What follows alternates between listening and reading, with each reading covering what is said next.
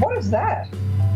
Your third eye. Of my third eye. Hello and welcome back to Soulstar Radio. Big happy birthday to Constance Solomon, Vice President of A1R Radio. Yay! Happy birthday to you. Happy birthday. In the meantime, I'm joined, of course, we are at Whittlesea Chinese Medicine Clinic with Dr. Tony, who probably should be wearing these instead of me, but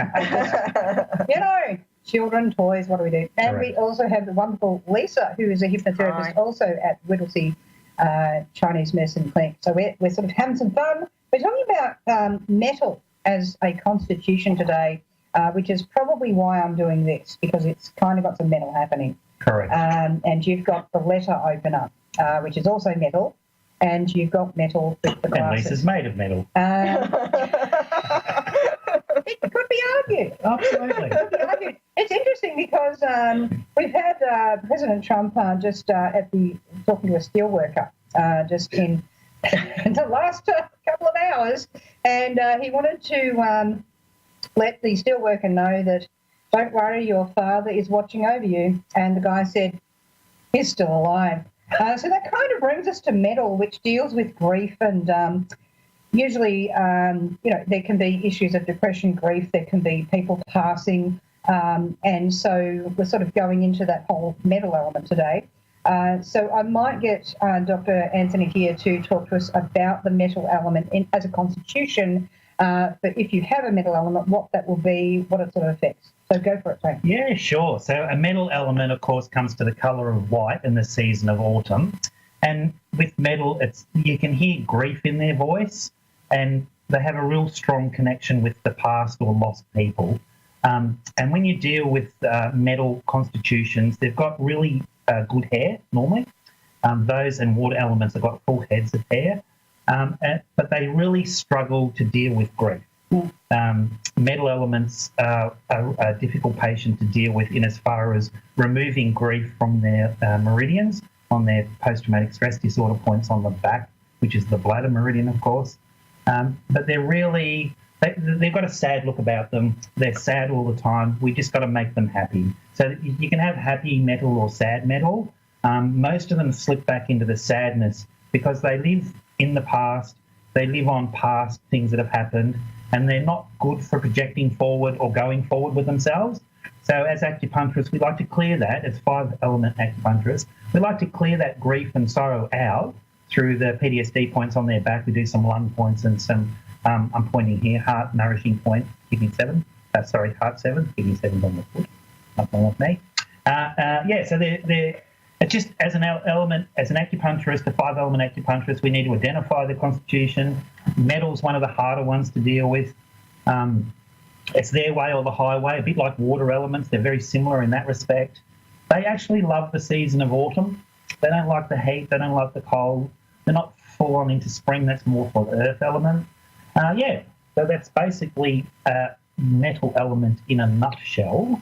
But, we could do a 5-year course on one particular constitution. We could. But we're not here today to do And that. when you do your Chinese medicine course, is it 5 years degree? It is. It's a 5-year double degree. So I've actually got 2 bachelor's degrees in Chinese medicine, one in human biology, one in Chinese medicine.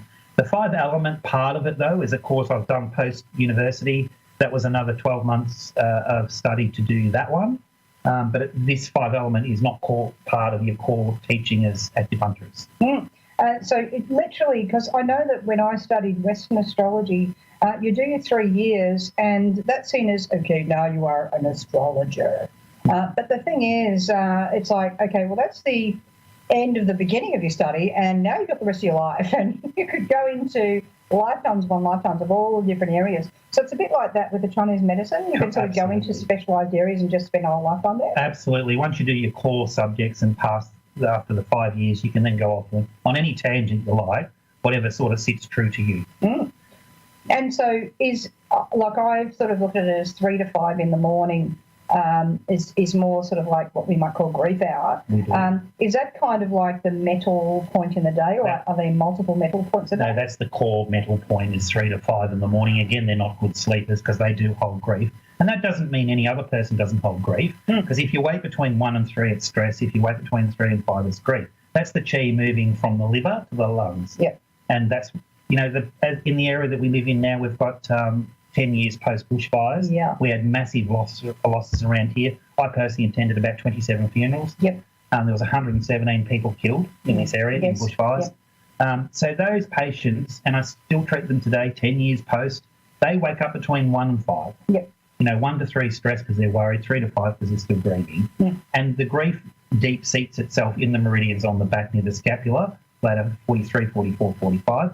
And when you see a patient like that, Jacqueline, the acupuncture points actually are quite raised. They actually look like my knuckle. Oh, yeah. And they're quite sensitive and sore to touch.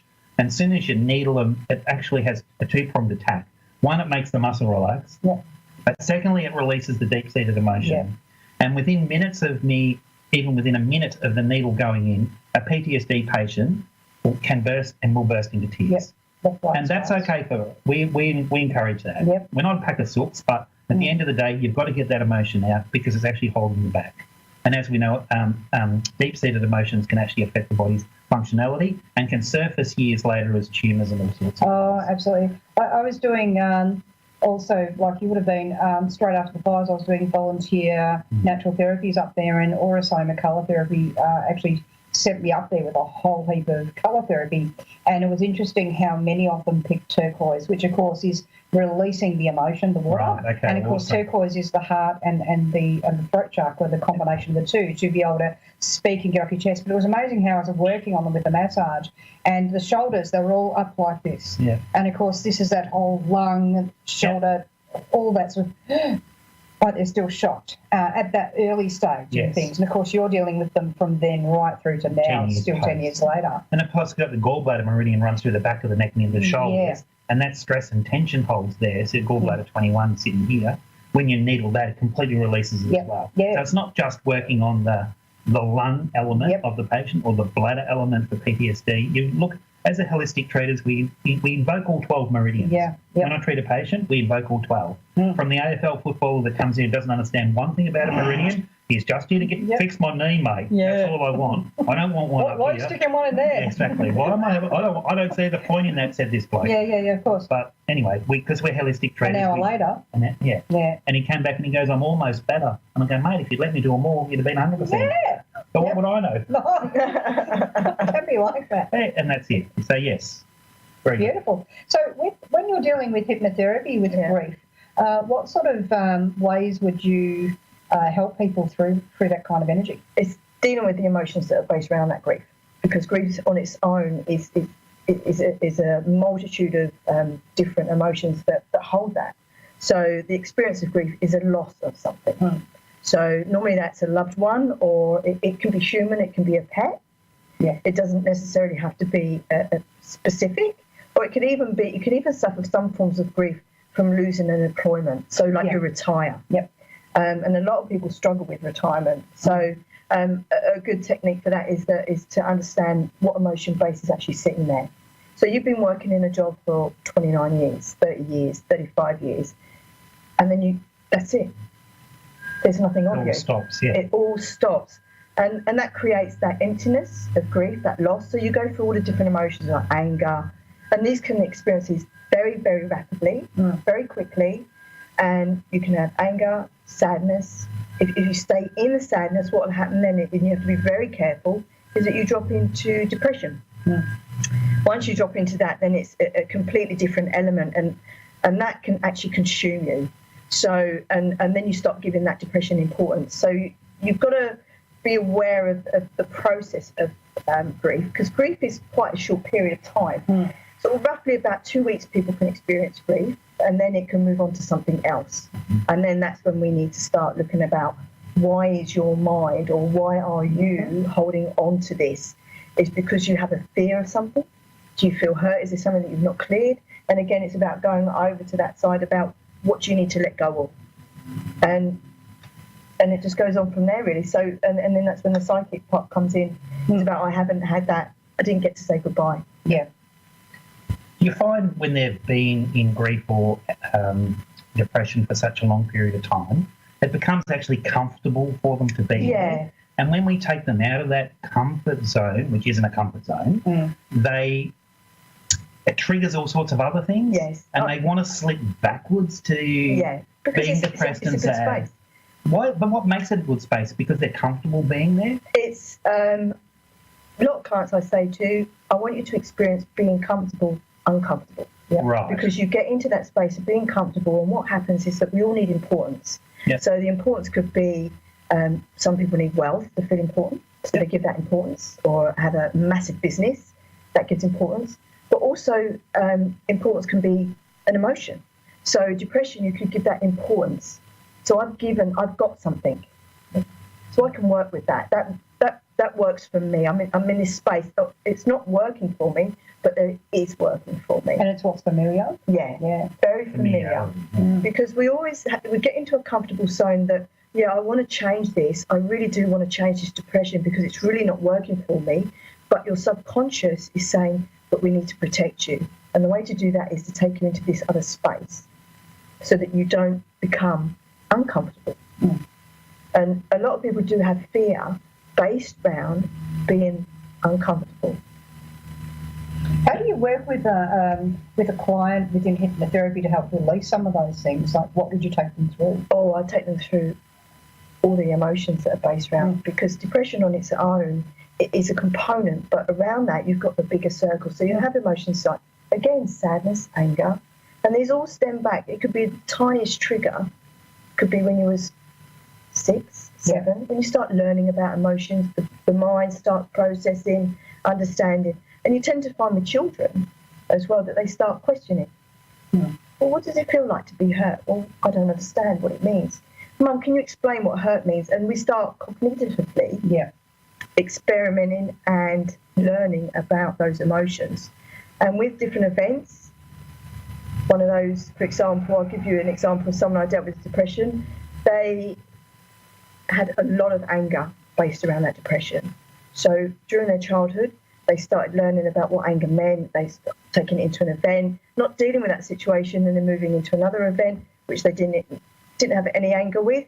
Went into another event where there was some sadness that was based around that. That could have been a loss of a grandparent, or the not opportunity to say goodbye. So the anger came in with them, and then they hook everything on. So instead of dealing with that event, what's happened is that they've just taken that event to the next one, and then it builds up and builds up to the point where one day that you just don't want to get out of bed.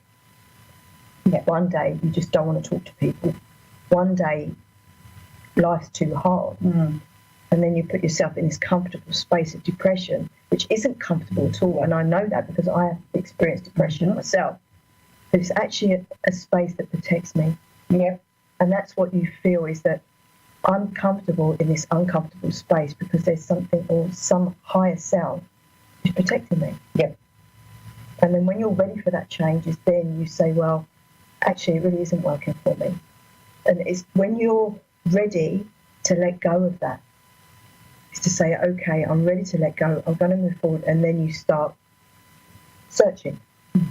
So you go to an acupuncturist. Makes it difficult for us as practitioners, though, doesn't it? Because when they're comfortable in an uncomfortable scenario, and we've got to pull them out of that, which makes them even more uncomfortable, and they want to slip back to that comfortableness in an uncomfortable area. That's what makes it difficult. It's just pushing them. It's like riding the bike for the first time. First couple of times you're going to fall off and hurt yourself. We get that. But they've got to get up and keep going and know that, there is a light at the end of the tunnel, and it's forward from here on in. It's those that get stuck and keep slipping back into the comfortableness are the ones that are hard to treat. That's it. And this is the ones we see that are highly medicated, that GPs and on all sorts of things. And I find that as well, even with psychic clients, you can get people who go, oh, so it'll be all right then. And you're like, as I said, if you, take action in this way or put this together or start moving and I'll use that thing of being, getting outside of what you are currently using as comfortable because it's familiar. If you can change what you're doing, you'll get a different outcome. There can be a reluctance to create the change, and they want to stay in that, but they want the nice story. And that's also based around fear. Yes. So there's a lot of emotions that sit within grief and depression, even within fear or anxiety. Anxiety can't be held on its own; it has to be carried. So fear carries the anxiety. And then, it's like a set of building blocks. Yeah. It really is. It really is. It's like one big wall, and underneath are all your different emotions, and they actually are the foundation. And that's what you need, is that you need to work through each individual emotion to be able to be clear it. So you come to see Anthony, and you have some treatment done with acupuncture. It opens up your third eye, opens up, takes you out of your head, and then that's when, you know, you can start working and changing. Yeah. We've found a great synergy with ourselves, haven't we? That's right. A treatment from me and then over to you to do the next Yeah, stage. that's right.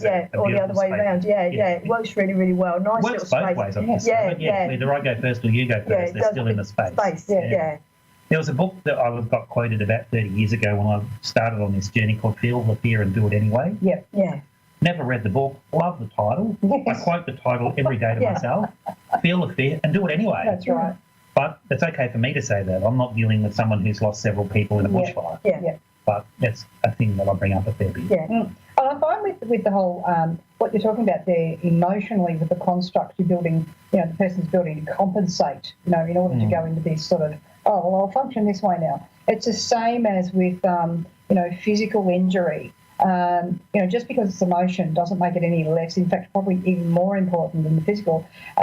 Because if, like, you look at physical compensations, you know, all right, well, this knee's out, so that hip's going to do this, And then that shoulder folds. and then the shoulder folds, and all of that sort of thing goes on as well. It's just we got literally an emotional version of that. Yeah. So that's the subconscious looking to protect. Yeah. That's all it is. It's just looking for protection because it's the mind and the body work together. So it works out. It says, right, what do I need to do to protect this person? And that's its main objective is to protect you. Yeah.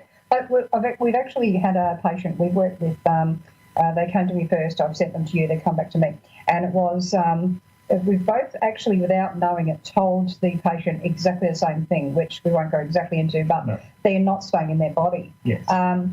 And they're sort of wandering off into the universe over here, and they're not staying grounded and playing all sorts of cheeky hijinks. But that cheeky hijinks on the psychic plane is also a desire to avoid dealing with what's really here. Correct. And I know that, look, I spent a lot of my early years up until mid-20s pretty much doing the same thing, so I could really relate to this kid. Yep.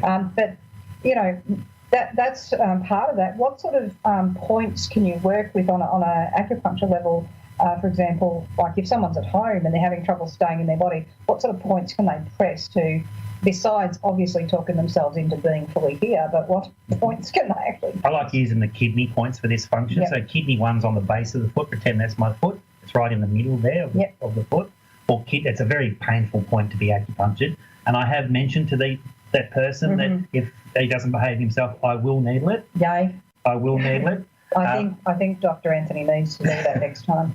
We've moved down. We've gone from kidney 3 near the into medial malleolus down to kidney 2. So he knows I'm working towards kidney 1. And when I see him next time, if he doesn't give me a good report, I'm doing kidney 1. So kidney 1's a very good grounding back on earth point. Another one is do 20, top of the head, takes them out and forces them back down. And I always do a heart nourishing point because it's always a heart connection. And I like Shenman Heart 7, which is in the fabulous point.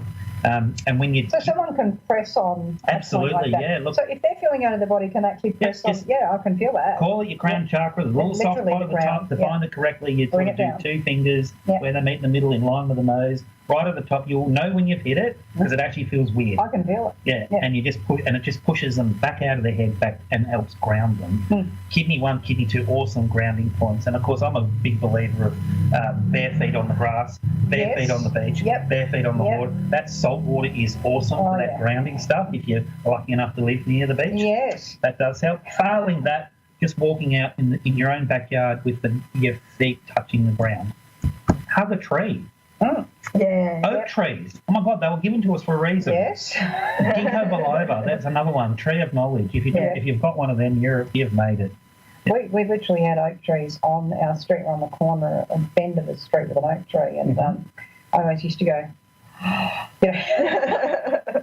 In fact, there's a couple of beautiful oak trees in yours. Oh, the old street. The old street, correct. Jacqueline's not there anymore. Correct. But yeah, so you can press on those points. What sort of things can someone say to themselves, do you think, if they're sort of not here?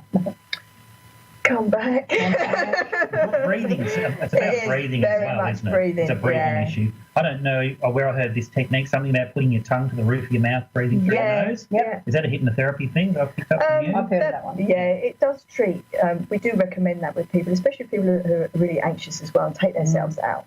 And astral project as well. It's about centering yourself. So it's about grounding, bringing yourself back into the earth again, touching the roof of your mouth, centering yourself, take nice deep breaths as well. So it really is. It's a lot of different techniques. Find one that fits. Yeah. What about tapping? Tapping is awesome. I love tapping. Can you tapping. self-tap? Might be a silly You question, can, but yes, you can. Okay. And it's the same again. It touches all your meridian points. Yeah. So you can start from just, if you're in the car, you can simply do this tapping point. Which is heart 7. Yeah. knocking on. Yep. So you just keep on knocking on that, And heart 7 does. Nourishes the heart. Yep. Yeah, and you can do the whole of your tapping just by just tapping there. I like that one. They Yeah, do a lot of face work that I've seen. Tapping, Yeah. which is a lot of meridians in the face. that's anyway. right. Yes, they used to do when they first brought out tapping, because it really is. It's like acupuncture without the needles. Yeah. So just sort of tap in your mind's eye. So you start the process and you work through. So you do one round, and years ago it used to be that you did the whole body. Yep. But now they've actually centered it, so it's just from the plexus upwards. I'm going to ask you an acupuncture question now. Do you start on the right-hand side with women and the left-hand side with men as we do? No, you start from the centre. Right. Of living. Yeah, literally, you start from the centre. So you'll start from your heart. Yep. And then you work your way round. So you'll Excuse start me, going you up. keep chatting? Yeah. Yes.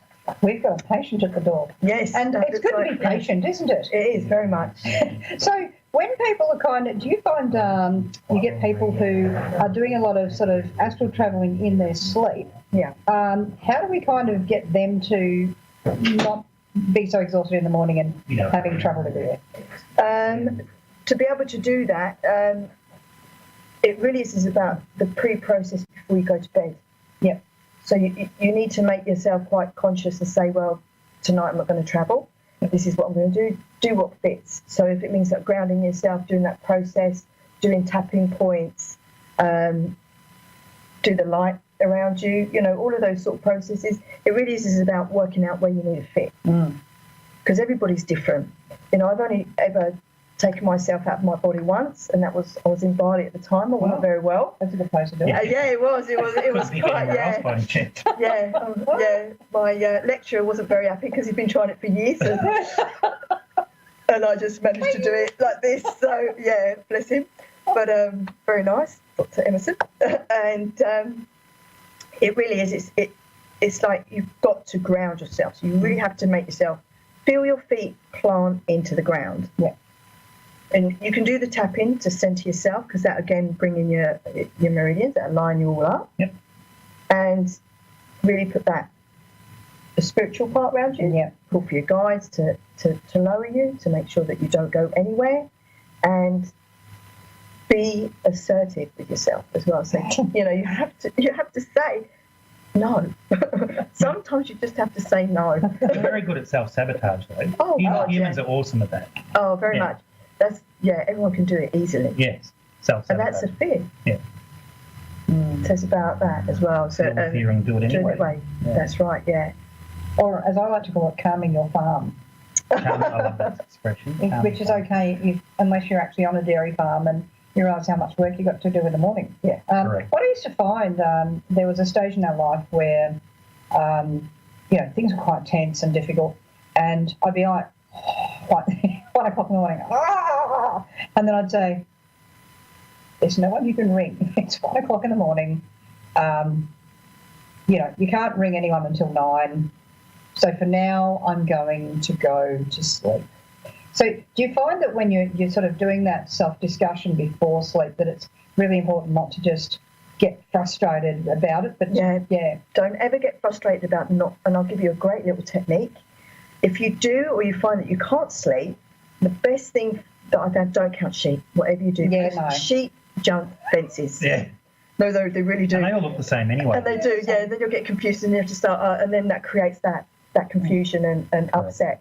So the best one that I find that works with a lot of people that I've helped with is to center yourself. So breathe in, count 1. As you exhale, count 2. So try this now.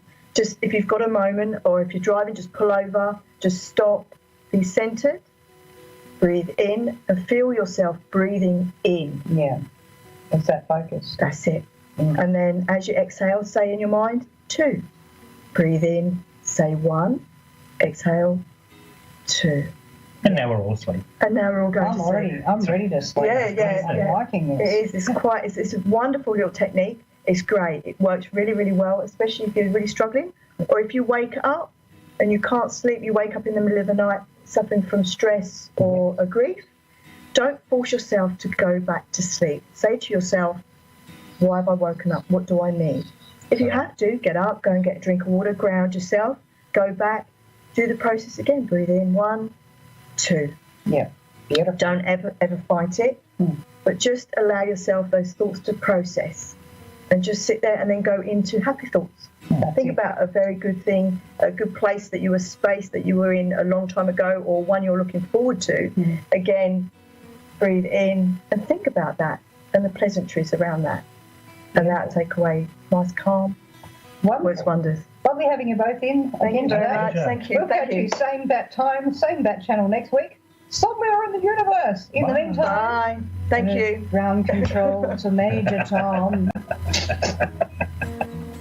Is it the steelworks? That's right. That was so funny. I love it.